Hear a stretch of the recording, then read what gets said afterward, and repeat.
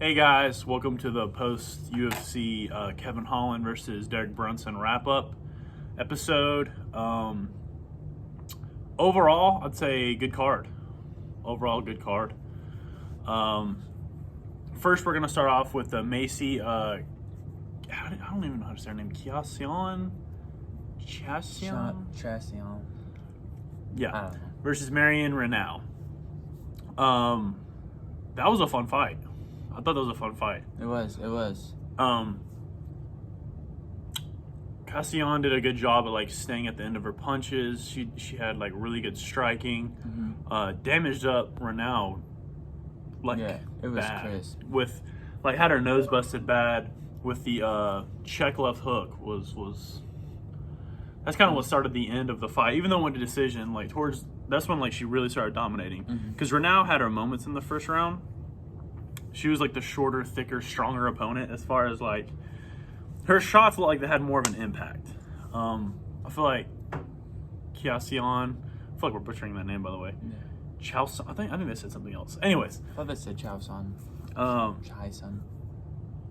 Yeah, but that's an Asian last name. She was not Asian.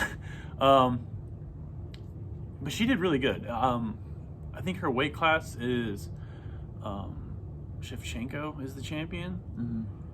It'd be awesome to get some fresh blood in there. Obviously, not anytime soon. She has a lot to work. She has a lot of fights to fight before she gets to that point. But impressive, striking, the way she was mixing it up. I think I was most impressed with when I think it was at the end of the second round when they were clinched against the cage. She had the clinch on her, and as she broke away from the clinch, she snuck in the left body kick. Mm-hmm.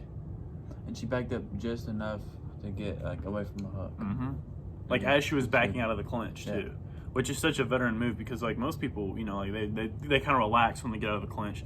It's kind of like how DC knocked out Stipe with the overhand, was coming out of the clinch, because that's a shot you don't see. She rocked her good with a body kick in the second.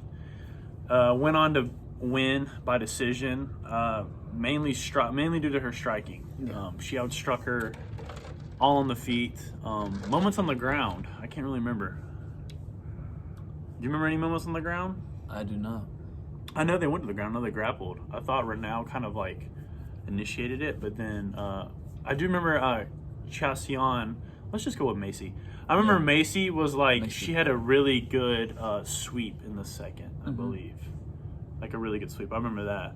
So it's not I feel like women's MMA is it's still evolving and developing. It's developing. So you have Holly Holmes or Ronda Rousey's where it's a specialist.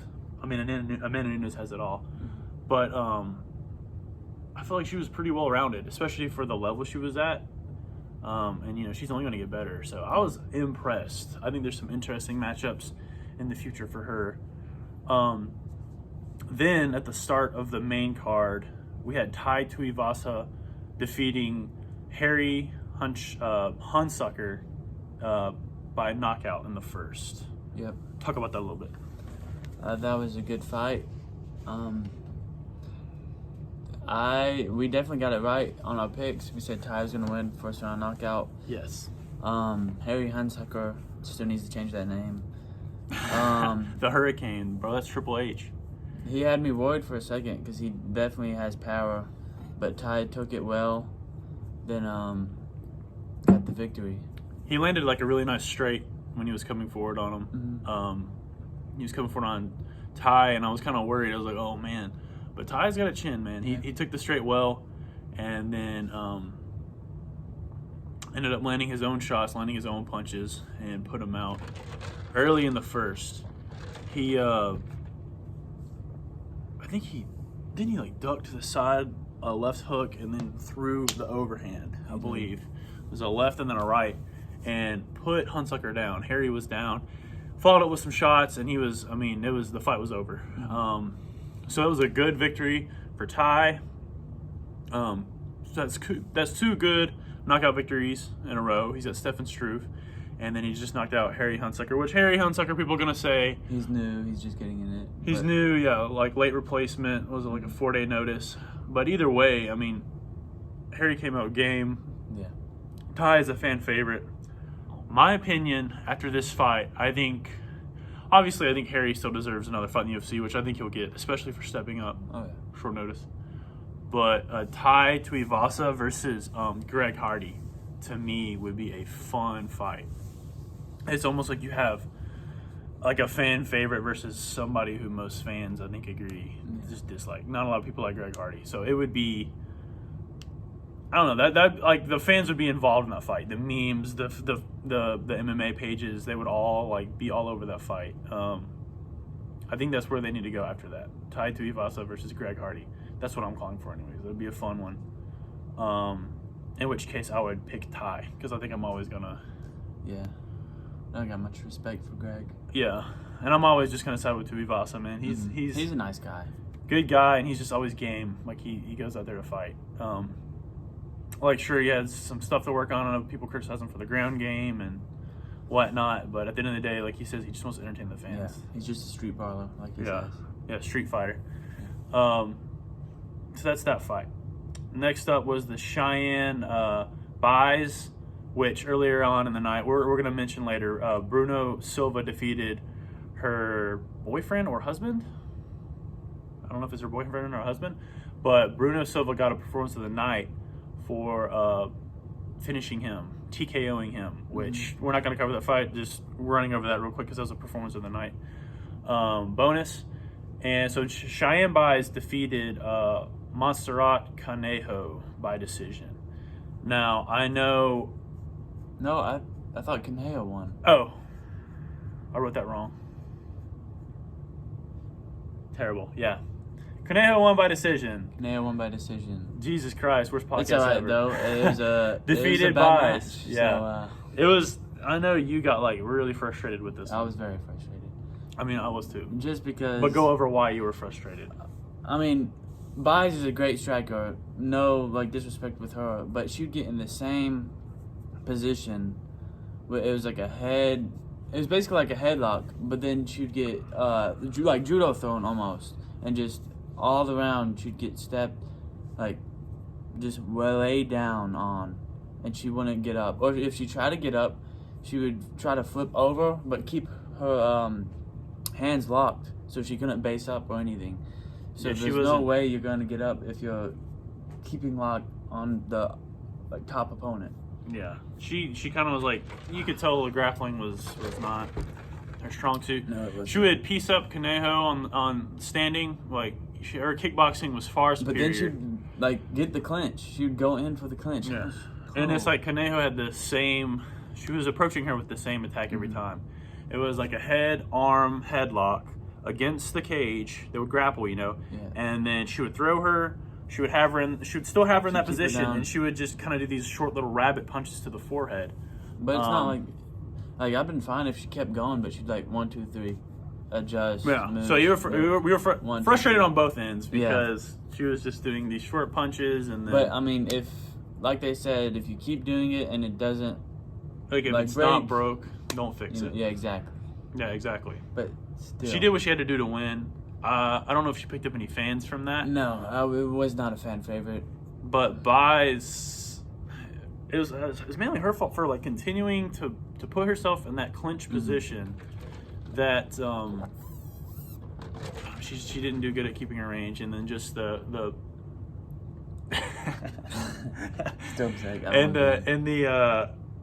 the department of grappling, she was definitely getting. I just feel like she didn't know what she was doing, like her hips and everything. I feel like even momentum wise, like she would begin to roll over at Canejo. Oh yeah, then she'd just fall back down. Yeah, her hips would fall back down. She wouldn't continue to roll with that motion, or she wouldn't build a base up like you were saying. She would continue to hold on while you're down. Like that's not really what you want to do. Yeah, if anything, that makes a lever so you go back the other way. Yeah, and the highlight of that fight was afterwards, the controversy.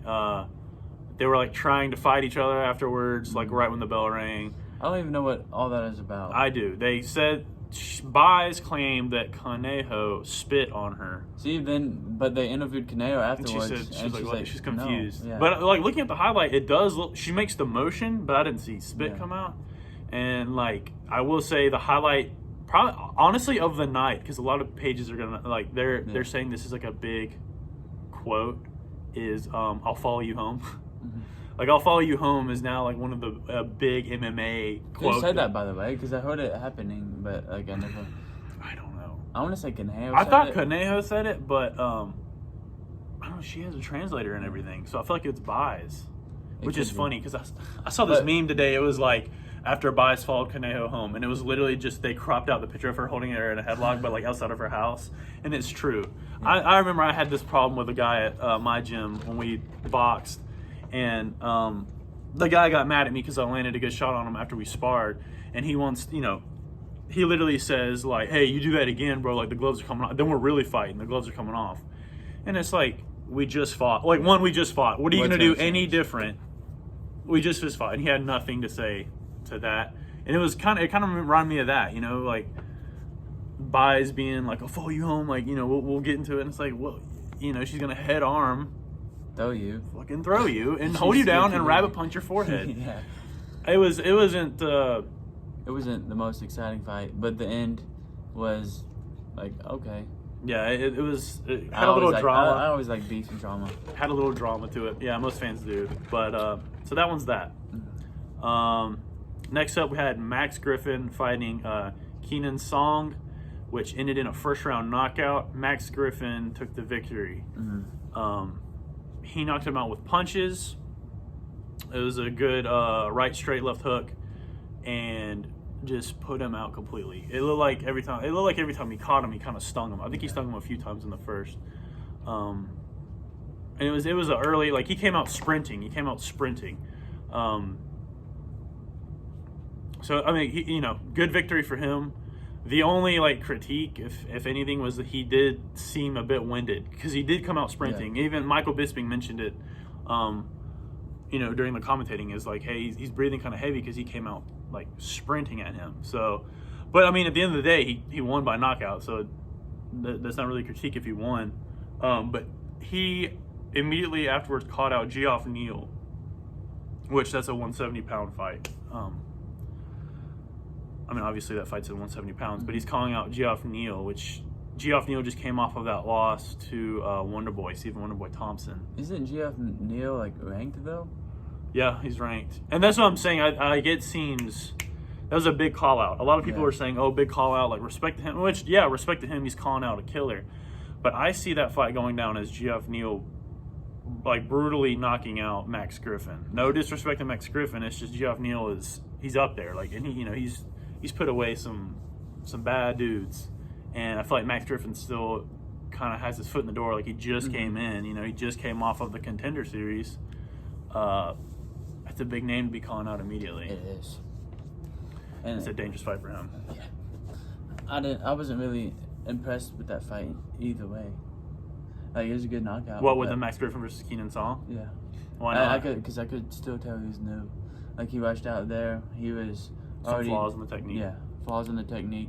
Already winded in the first round. Yeah. Yeah, like I said, the getting winded. But great knockout. Good fight for him. Yeah. Oh yeah, for sure. Pretty vicious knockout.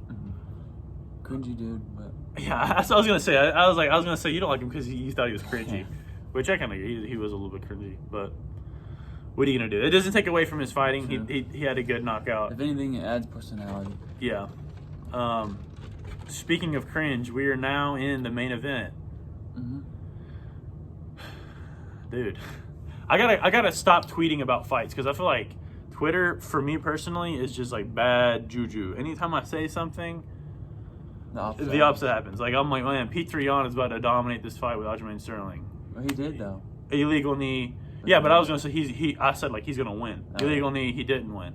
This one I said Kevin Holland, get ready for this knockout. I thought Kevin Holland was going to run through Brunson. No disrespect to Brunson. It's just that let's be honest, there's a lot of highlights of him getting knocked out. Now, to be fair, in giving Brunson credit, he's only lost to some of the best. He's lost to Izzy. Yeah. He's lost to Robert Whittaker. He's lost to Jacare, so former Strikeforce champ, current middleweight champ, former middleweight champ. And then he lost to Anderson Silva, and that was controversial. He should have beat Anderson Silva. It went to a decision, and he was like outlanding him in the clinch and everything, and they robbed him of that fight. So it's like he's only lost to like the best of the best. For some reason, I just felt like his chin had been tested so much that Kevin Holland was just going to find it easily.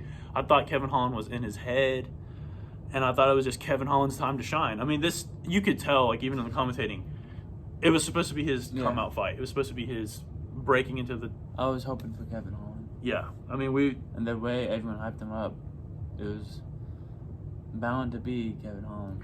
It was so frustrating to watch. Yeah, the fight was so frustrating to watch. It was. Because he could have definitely finished it, or he could have definitely won, but... Yeah. And Dana White says it feels like he was mentally broken. I don't know how Kevin Holland was mentally broken. Like he said, it felt like a mental break. Yeah. I think he said something along the lines of like, you could tell Kevin Holland wasn't ready for that kind of pressure, that kind of like fame. And like, I don't think the talking was the problem. I don't think the talking was the problem at all. I think it was just his performance. Yeah. You know, because, you know, when he talks and he knocks out Jacare, it's like, oh, that's amazing. When he talks and he knocks out Buckley, oh, it's amazing. When he talks and has these wins, like, he's a fan favorite. I don't think he needs to stop talking. I think he needs to talk while still having the objective of winning the fight in mind. Yeah. And, like, obviously that's easy for me to say. I'm not in there, but it's like, dude, that's the reason you're here. Like, the whole reason is, and I think he said, like, being a champ isn't really his goal. His goal is to have fun. Okay. That didn't look fun, dude. He consistently got taken down. I mean, like, it was like a lot of like 4 minutes of dominant like position for Derek Brunson in this round. Like multiple rounds where there was like over 4 minutes of Brunson on top. And it sucks because it's like the narrative on this fight. It was almost like the girl fight. I mean, it was better than the girl fight, but the Conejo and the Baez fight. Yeah, like it was just frustrating to watch because like clearly Kevin Holland had the striking advantage. And then Brunson. But then both get taken down. Yeah. And Kevin Holland didn't. He knew how to get up, but I don't know if he wanted to stay on the ground or he just had trouble. Like, I don't know what his game plan was. I was thinking maybe submission. I was thinking maybe. Yeah, because he kept locking in the body triangle, but he's on the bottom. And that's like why I feel like a lot of people are saying like the highlight of this fight is that Kevin Holland messed up, and not enough people are giving Derek Brunson credit. Derek Brunson does deserve credit, but it's like, oh yeah, he has good wrestling. But he didn't do a lot of damage to Kevin Holland. Like they threw, I think he threw 51 shots and Kevin Holland threw 50. When he did throw something on the ground, Kevin Holland was dodging it or was barely glimpsing him. Yeah, and he got gassed out. He did get rocked in the second. That was the most entertaining part of that fight. The most exciting part of that fight was Kevin Holland catching him with some long punches in the second round and had Derek Brunson rocked against the cage. And Derek Brunson, another critique I have of Kevin Holland, there were the two main things that were like so frustrating for me was that he clearly had the striking advantage, but when he's punching, remember at the very beginning of the fight, I was like, and I said this in a good way, that he almost reminds me of a Looney Tune. Yeah. Like Kevin Holland. His energy, the way he talks, the way he acts, his body, he's so long and lanky. He's like cartoonish. That's how he gets these crazy cartoonish knockouts, like how he did against Jacare. Nobody does that. But like he's in there fighting Brunson and he'll catch him with punches. It just didn't look like a prime Kevin Holland. Like when Kevin Holland knocked out Buckley, he caught him at the very end of that straight, right where it whipped, which is like a striker's dream. Like you want to catch it right at the end, get all that torque, all that force, and he knocked him out so clean. This one, he caught him with a few of those shots, but his feet placement, he would be punching wild and way exactly. He'd throw just wild punches that were not technical at all. Yeah, not technical. They were looping. He just looked wild. He looked way too wild in there, and not in the good way. And he'd throw and get in the clinch, then get taken down. Yeah, they said it best when they kept saying he kept falling into the clinch. Yeah. It's true. He kept falling into the clinch. He didn't distance manage well. Like it's not like, there was multiple things he could have done. He could have landed on him and then backed out. It's just his footwork, and then obviously the grappling wrestling department. the reason a lot of people aren't giving respect to Derek Brunson for that win is because, like, yes, Derek Brunson beat him, but it's almost like it felt like Kevin Holland beat himself. Yeah. He didn't capitalize on a lot of moments he had. He had a body, he kept locking in that body triangle. He kept his guard closed the entire time. He never tried to open it and sweep or get up. He was so excited to get the first takedown on Derek Brunson. Derek Brunson never been taken down, and he was so excited to get that. It's like, okay, man, good job, but like you're losing fans, which I know that's not what it's all about, but it's like he had like a lot. It's just weird. It's weird. He had a hype train. I don't think he's done. Obviously, I don't think he's done. He's gonna be back. But he had like a hype train behind him, Dana White behind him. I think he had the entire UFC, they were behind him, and he just like did this with it. Like I feel like he just fumbled with it. Yeah. And I do think he looked back. He didn't act like it, but I think he looked back the next day and kind of regretted it. I think he probably regrets his performance and what he did. It sucks, man. It sucks. I wanted to see him win. I thought he could win and like move up in rank. I had all these. Also, dude, that Joe Rogan podcast. I don't think I'm gonna ever believe a coach with a fighter on there ever again. Yeah, really though. It made him sound like he's a god, like he's the best, going to be undefeated, going to beat everyone. Like he goes in and does that. Trained with so many fighters, and Kevin Holland's just so different. And I told you, I do think Kevin Holland is a freak athlete. Yeah. He's 6'3", 81-inch reach at 185, and he's even talking about now moving down to 170. That's tall and lanky for 185. Him at 170 would be ridiculous. It literally, I know I said this last time. It reminds me of like the MMA Tommy Hearns. He's just so lanky. And his cardio, I mean, he's able to just run his mouth the entire time. And it didn't seem like he got that tired. So I think he's got crazy cardio. It's just, and then like the running the mouth while getting dominated just sucks, man. I think that put a lot of people off. It was like uncomfortable almost. I'm like, man, this is just uncomfortable. Like the first round, I was like, he's not worried. Like, oh, he's not. He got taken down and everything. I'm like, he's not worried at all. He's good. He's good. Then he got taken down the second. Then he got taken down the third. He got taken down literally every single round. Almost got submitted.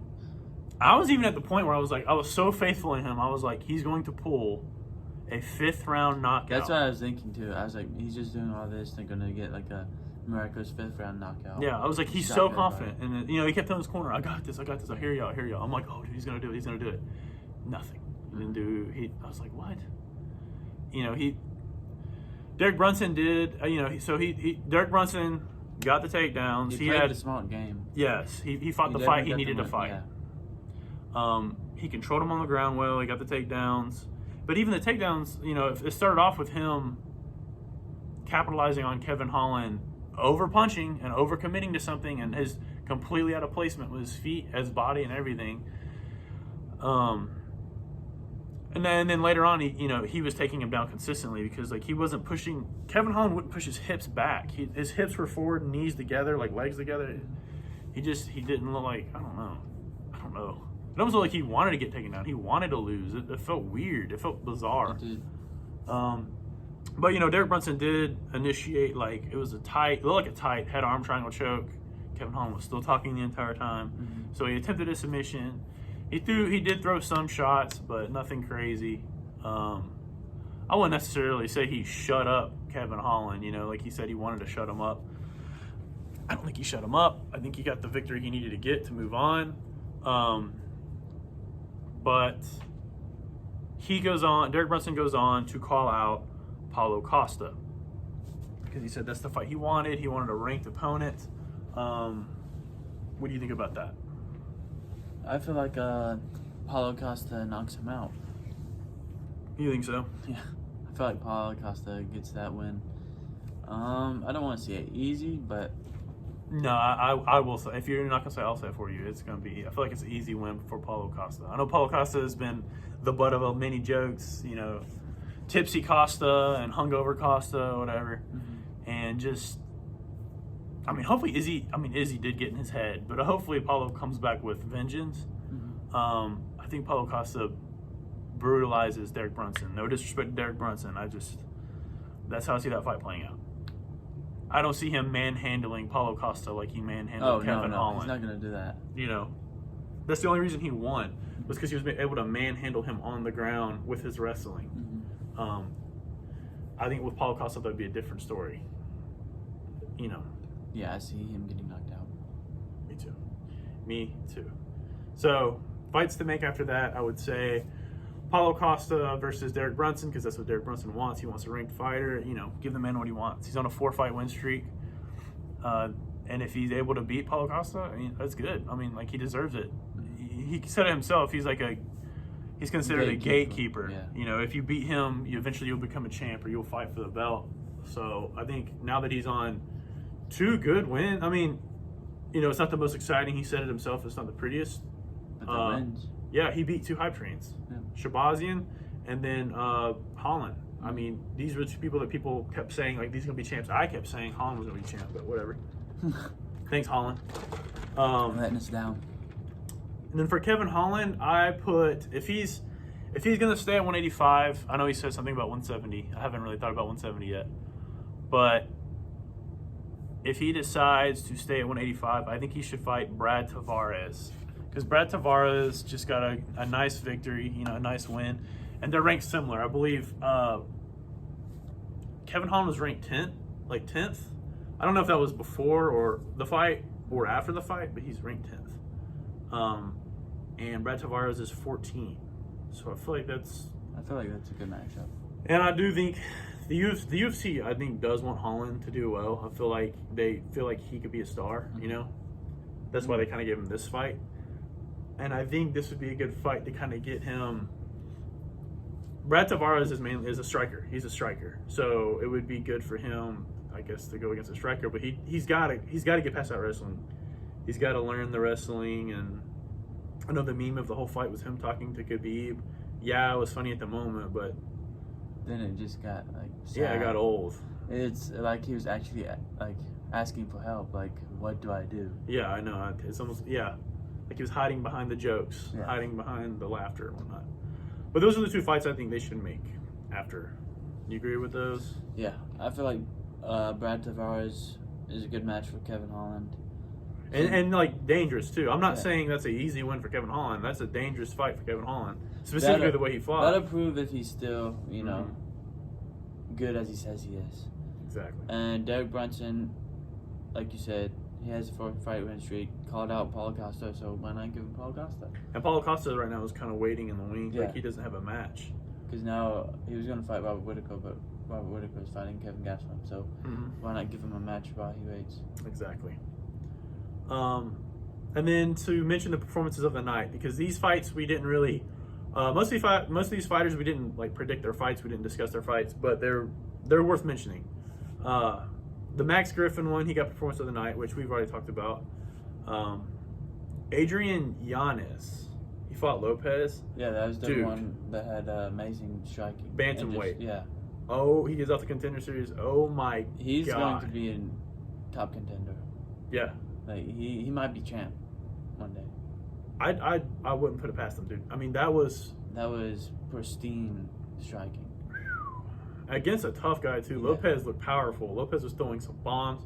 He did catch Yanez in the first round with a few shots. Too, he said, I noticed he had power. I redid my strategy, my game plan, and I came out and you could tell. I was thinking that after the fight too. It's not like.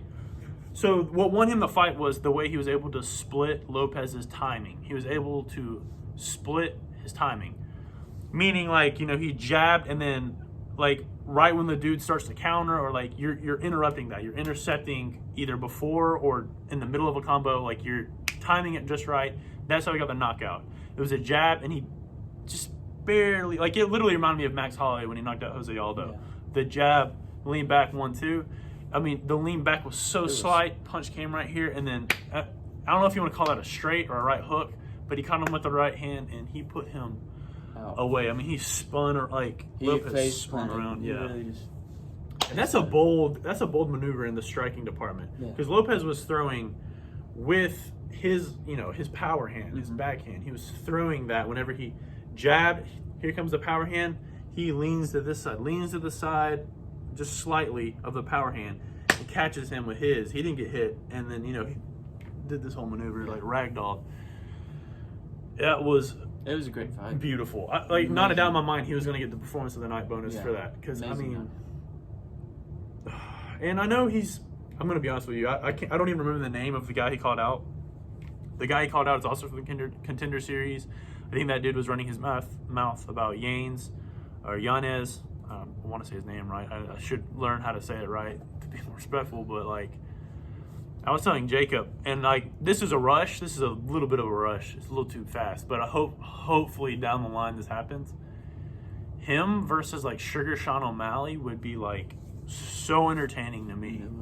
You have Sugar Sean O'Malley with, like, the crazy, like, leverage and power that he has, and the long shots, and, like, he's got the flashy strikes. Even him versus Cody would be amazing. Him versus Cody would be cool. But he's got many more fights before he gets to that level. Yeah. I feel like Sugar Sean's right here, after the loss. Cody's like that champion echelon, and he's like, obviously Yanez is building his way up, but dude, like, if he continues to win like this, he had great knockout wins on the Contender Series. Like that left high head kick, dude, was amazing. But this, that was pretty. Yeah, he looked comfortable in there. I mean, so smooth. Yeah, that's the smoothest thing I've seen in a while. If I had to like look at this card and give somebody out of all these fighters, like one person who stood out, it was him. Adrian Yanez stood out. I mean, it was ridiculous how good he looked. So he definitely deserved the performance of the night bonus. Bruno Silva, which I mentioned previously, he knocked out Cheyenne Bai's significant other, TKO'd him. He got a performance of the night. And then Grant Dawson, which was also, that's kind of like right, I'm not going to like that. That's right when we tuned in. We tuned in right when there was like counting down late in the third, and he's like kind of backing out of this guy's guard. And he's just launching these hammer fists downwards, and just I think there was 10 seconds left on the clock when he started like initiating that attack, and by that time it hit 1 second left in the fight. Dude was out cold. So that was a cool knockout win. I think he also called out somebody from Contender Series. No. He called out a veteran. Clay Guida. He called out Clay Guida. That's right. He wants to fight Clay Guida, which I think he deserves it. I think he'll get that fight. I think he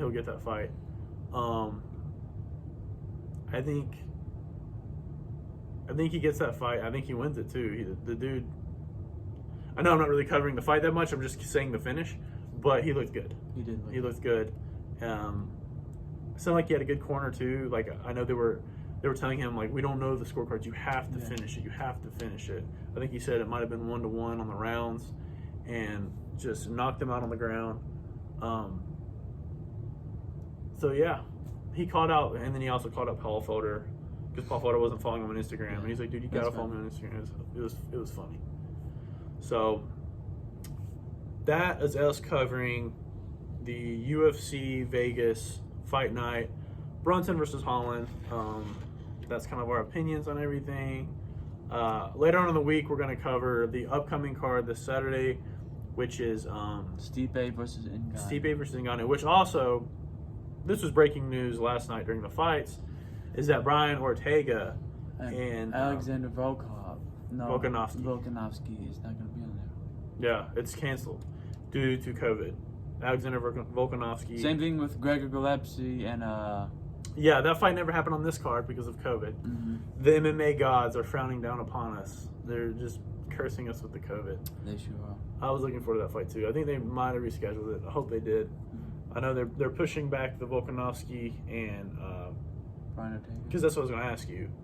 Should Brian Ortega fight somebody else?